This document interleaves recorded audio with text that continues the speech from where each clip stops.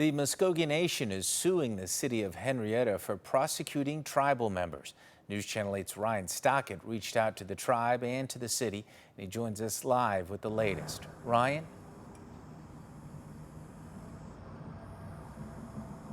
Bert, the Muscogee Nation principal chief says they cannot sit idly by while federal law is being ignored.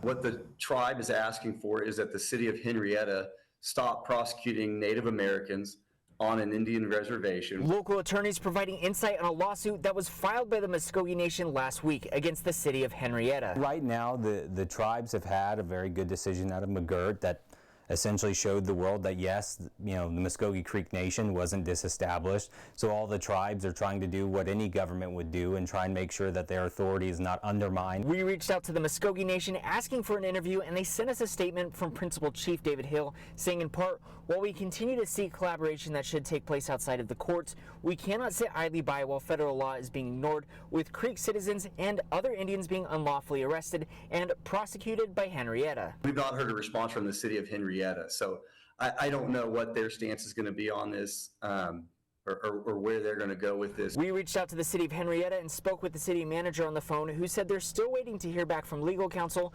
before issuing a statement. It's all of our land, but there's rules, and whenever they feel like they're above the law and they break the rules, it's unfair to the citizens, to the Native Americans, to the rest of the people. Grant Thetford, a local attorney, tells us he believes this was already resolved with the McGirt ruling. Does the City of Henryetta have jurisdiction to prosecute Native Americans for crimes that happen within Indian territory?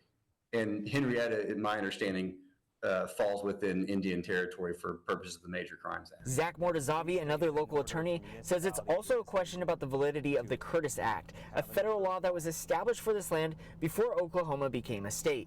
He says this law allowed municipalities in the region to enforce the law regardless of blood or race. Once we became a state, that act is non-enforceable in the minds of the 10th Circuit, but it's still enforceable to the Court of Criminal Appeals, which is what we're dealing with.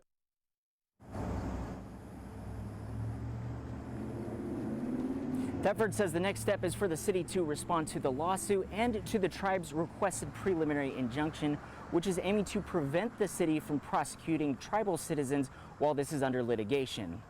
Live in Henryetta, Ryan Stockett, NewsChannel 8. Thanks, Ryan.